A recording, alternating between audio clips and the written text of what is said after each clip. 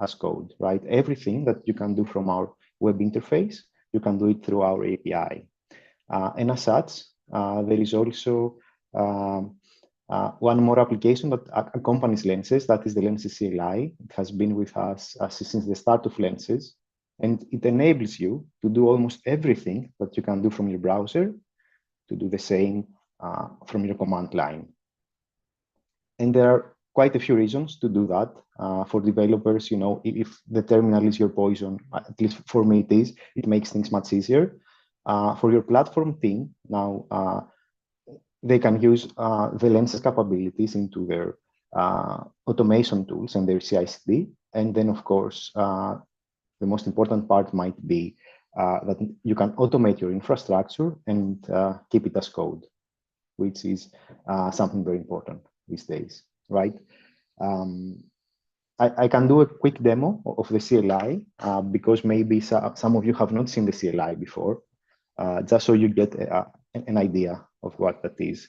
So here is the Lenses CLI. I can do some basic stuff, like list the topics that are currently in my Kafka.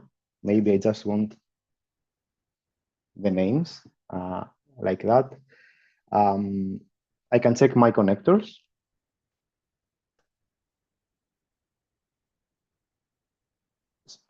So here I get a list of my connectors. By the way, we do have autocomplete and everything else that you would expect.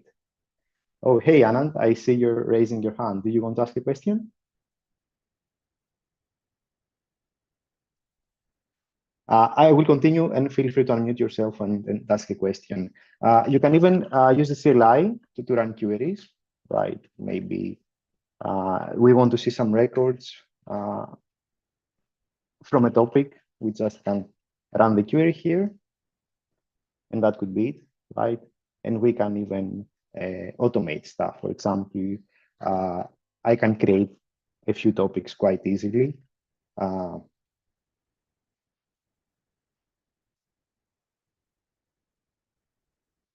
I have a typo, but that's totally okay there. I can do something like that.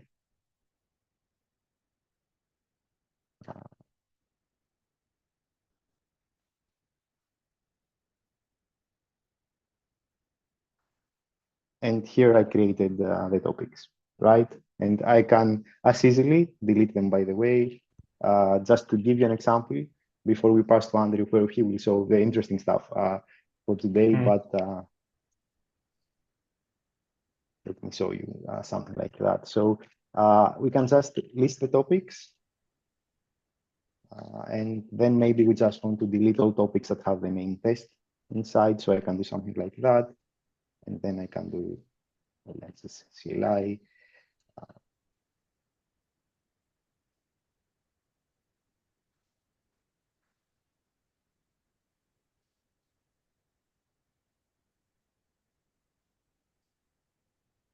Oh, sorry, I think, a typo here. But it would be something like that. I can fix it for you if you want. I was going to say you're brave typing all that at the command line. That's true. That's true. I thought I would record first, but hey.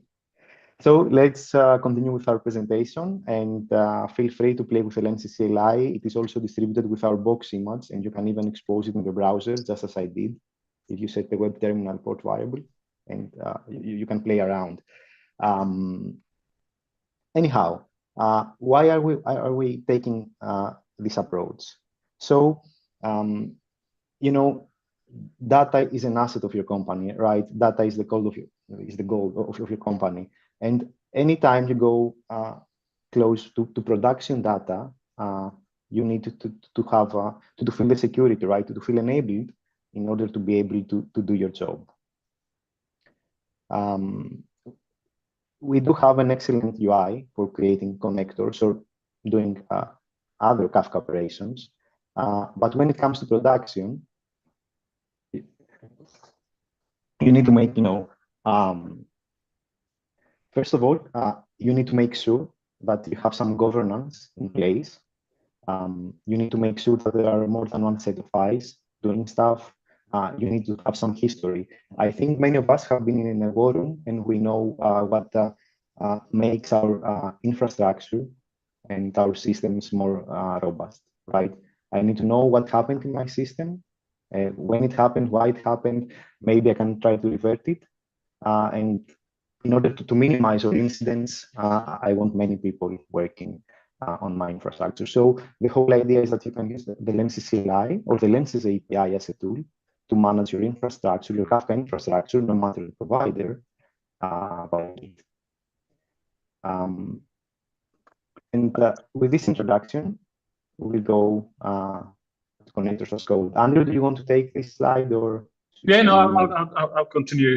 Can you hear me? Because I thought I was either me or you breaking up, but hopefully you can hear me. So I think we just had a question there that was, does the CLI work against Confluence? I was assuming. Well, yes, it does. The CLI works against Lenses, and then Lenses works against whatever Kafka you've got, right? It doesn't matter. Confluence, Apache Kafka, MSK, doesn't matter. With the CLI, you're speaking to Lenses. So as Mario said, all the buttons you press on the UI have an API behind them. What the CLI is doing is just also calling those APIs as well, but giving you that at the command line, so you can integrate it into your CI/CD system, which we're gonna show here at the moment.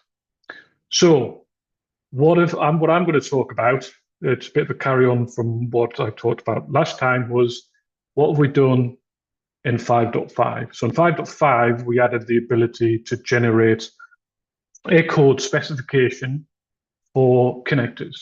Now, we could list the connectors before. I think Mario showed that as well. But what we've added into this specification is on our journey towards GitOps. So what we're actually adding into it here is a state. Before, we could just create a connector, but we're not actually saying, you know what, I want this connector to be started, stopped, etc. Or the same, you know, when we add in SQL processes in 5.6, we'll now put into the specification that not only the definition of the connector, where it's going to, but we also want the state of it in there as well. So what we've added into the CLI in 5.5 is an apply command. So it's quite similar if you're using Kubernetes, a similar concept. We have the YAML file that defines what we want to realize in our cluster, and then we have a command apply. So here we have an example of it here. So if we go to the next slide, please, Marius, let's have a look at what you've put for me on the next slide.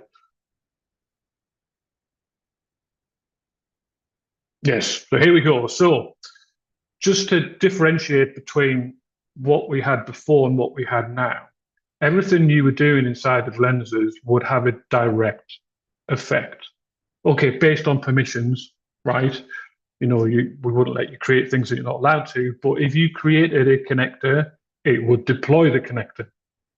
But actually, maybe in your production environment, you're not allowed to create a connector. So how do you get it in? So what we've done now, and this is the first step, 5.5, remember it's a journey, is that we give you the ability to download, create the connector, download the connector, put it into your CI/CD system, then use the Lenses CLI to create your resource. All right, so this is what we've just done now. So if we go to the next slide.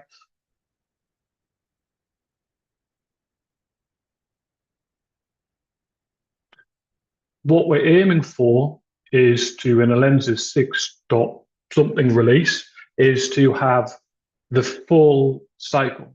So what we do now is we download the connector, check it into your version control, and have the Lenses push it against, or the CLI push it against Lenses, and that could be deploying against AWS, on-prem, Confluence, you name it, whatever. What we're actually going to do then is, in Lenses 6 plus, is we're going to have a connection to the Git repo, and then Lenses will just watch that Git repo, and it will do the reconciliation. Why do we want to do that? Because then in your production environment, all you need is a connection to Git, and Git will be the constant, right? Regardless of whether you're on-prem in the cloud, whether you've got Kubernetes, you're on bare metal, whatever, you're bound to have a Git. Pretty sure you've got a Git, right? So all we need to do is just watch that, and then it doesn't matter about, you don't have to install the CLI into your CI/CD system. You just create your assets, download your assets, check it into Git, and then Lenses will take over from that. So this is the path, the journey we're on, to build everything up. And if we go on to the next slide, please. So we're going to see this in a demo, apparently. So let's have a go. Let's describe, first of all, what we're going to do. So next slide, Marius. So what Marius has done, right, is because he doesn't want anyone just creating stuff willy-nilly in his production environment, he's created a repo where he wants to describe his entire landscape of everything that's happening in his Kafka cluster. So he's created a repo for me. I'll show you that in a bit. And in that, he's got a GitOps action. Now, we're using a GitOps action. It could be anything else, Jenkins or whatever you want to use, TeamCity. Doesn't really matter. The principle's the same, right? And inside of that repo, we've got that GitOps actions workflow, and then we'll have the definition of our connectors. And if we go to the next slide, please. Now, what I want to do, I want to create a connector in Dev. And because I'm a CTO, I don't want to do it at command line. I want to press buttons and create something, and then immediately, as fast as I can, get it in production. But in a production environment, Marius has been nasty and he's turned off my permissions. So I can't do it in production. So how do I do this? Because I want the governance and I want the auditing and everything else around this, I've got to create a pull request. So that's what I'm going to do. I'm going to create a connector, deploy it in a dev environment. I'm going to download it, and I'm going to create a pull request in a production environment where it's read-only, and I'm going to have the CLI apply my desired state. Make sense? Hopefully it will work, that we see. Right, Marius, maybe I should share now. Of course. Right. Maybe try and share the correct thing. Right, I'll share this screen, see what's going on. All right, this is the repo that is created. For some reason, it's called Lenses CAC, not the French index. I think that's meant to be config as code. But what we have in here is if we have the workflow. So let's have a look at that. The main YAML, just briefly, this is not meant to be a bulletproof GitHub Actions. The most important bit here is we download the Lenses CLI. You could obviously have it installed in the repo. It would be faster. We probably should have done that for the demo, actually. Next step, find the files that have changed. And then here it is. We're going to run the CLI on that file that's changed and do the apply section against our host. But first of all, we want to get it. We need to get a file in here to do it, right? So what I'm going to do is I'm going to go into Lenses. This is my dev environment.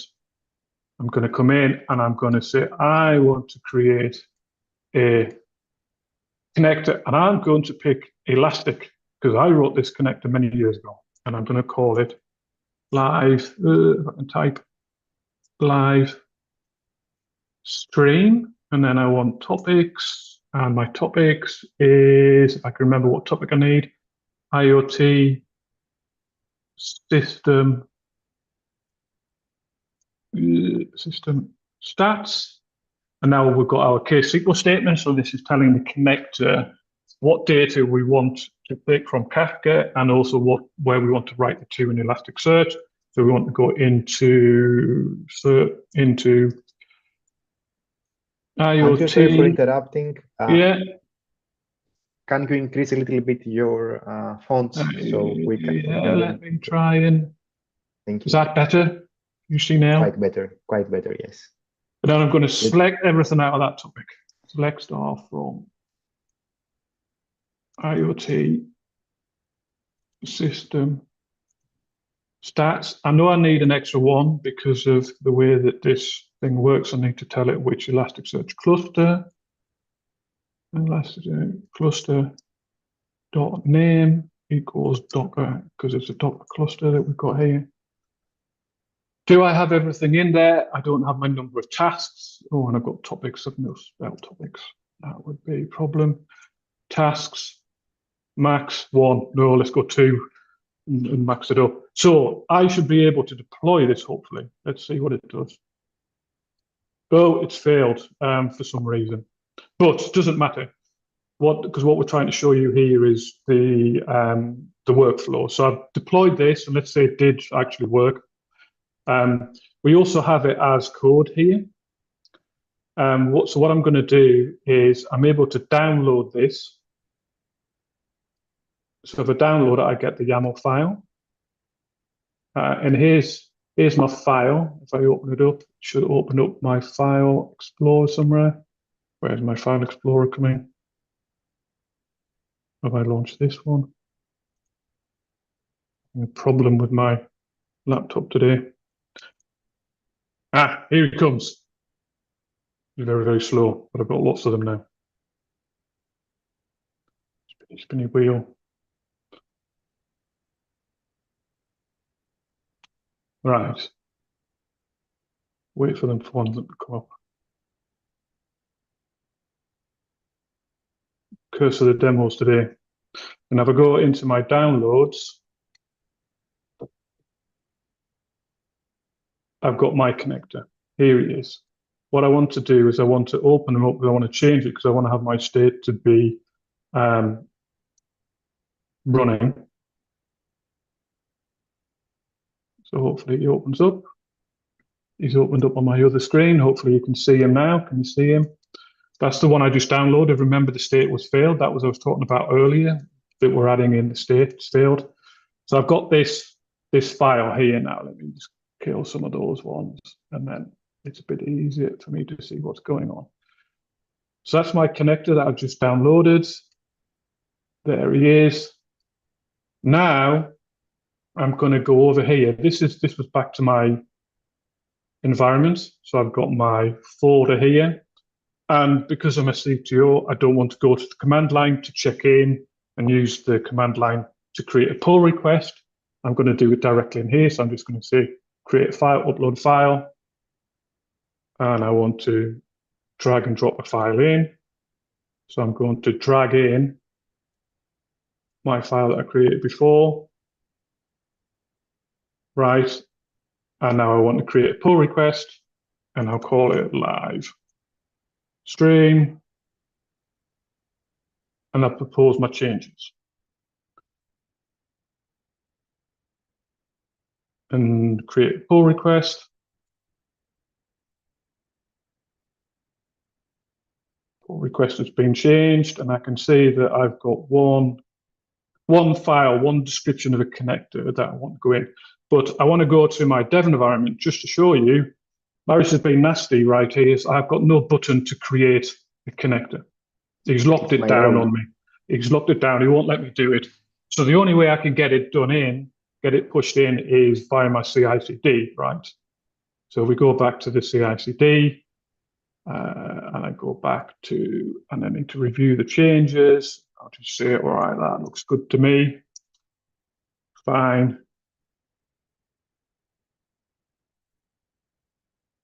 And now it should allow me to push it in. So I'm going to merge it into master. Normally, you wouldn't do this yourself. You'd have your rules on your branches, etc. So now he's merging that in, and away it goes. Now delete that branch, keep this thing nice and clean. And now I've gone and looked at my GitHub Actions. This is fingers crossed here. My GitHub Actions is kicked off. And now it's running through the steps. So it's downloading Go. It's got to install the CLI here.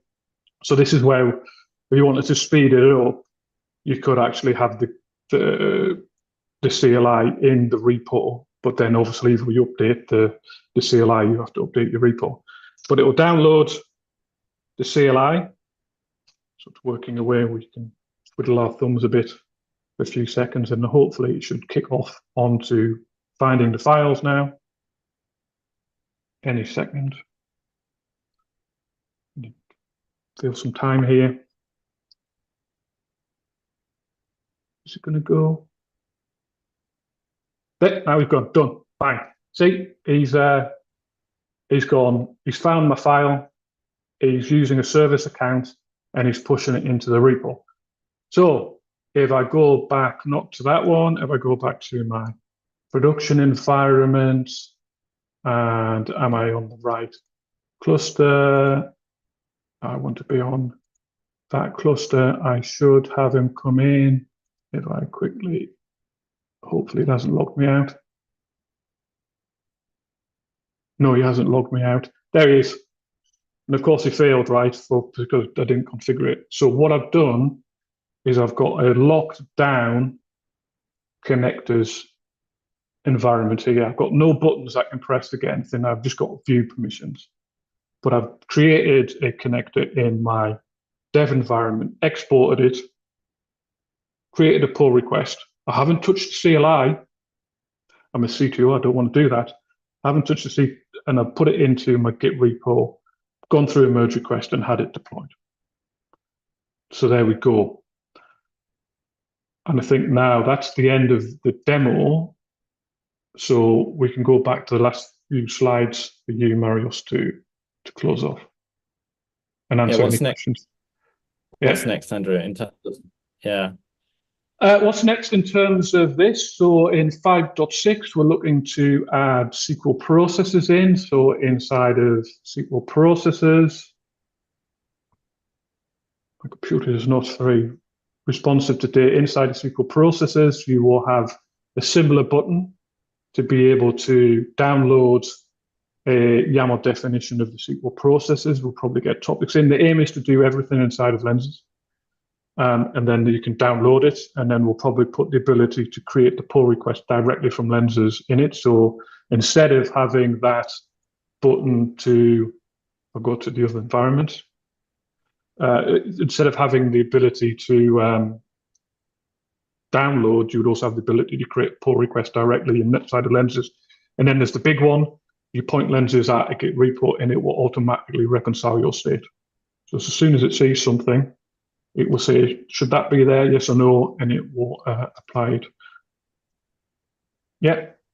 Nice. And we'll go next slide. And Marius, maybe you want to do the last slide, the call to actions, and then we'll do questions. I don't know if Anand's got that question though. He raised his hand earlier. I'm not sure if. I think Anand asked if Lenses CLI would play with CFK Kafka, and the answer is yes, right? Lenses CLI is just a client to Lenses. So if Lenses plays with your Kafka flavor, then the CLI just hits Lenses.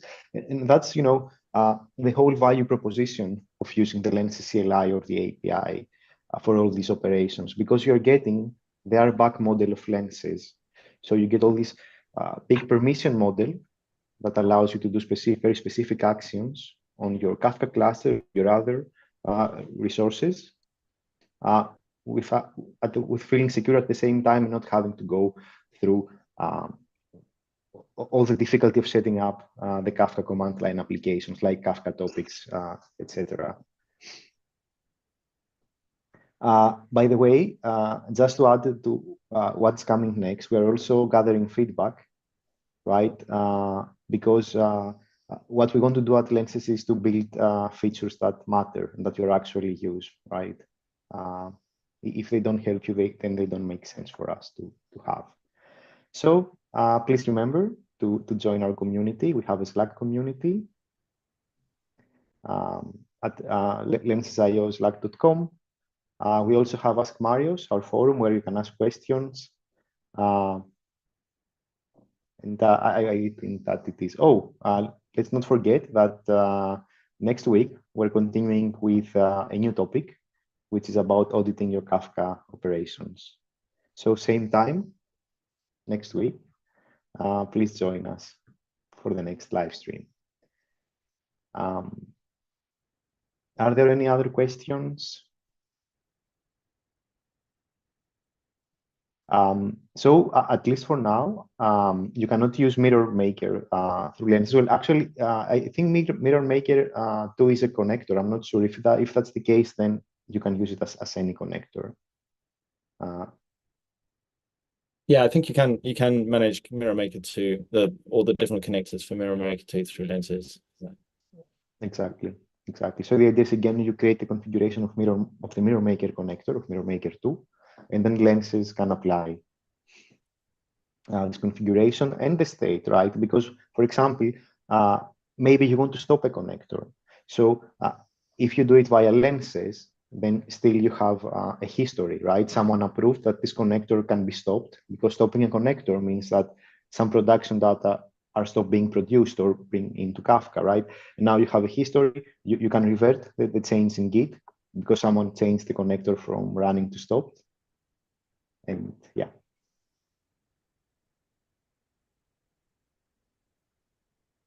I don't have, unfortunately, any links currently, but I think this is a good suggestion of maybe what we should, what type of content we should create next.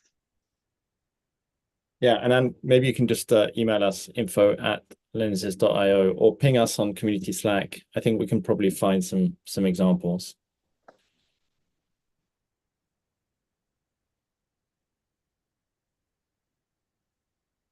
So I think that that's it for today.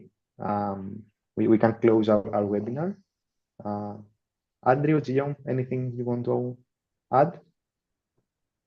Excellent. Yeah, super feature. Really looking forward to the other I am addition. excited too. Yeah, it's a fantastic feature and excellent demo. Thanks, Maris. Thanks, Andrew. Thank you, Andrew. Thank you, Okay. team. Thanks, everyone. Have a great end of week.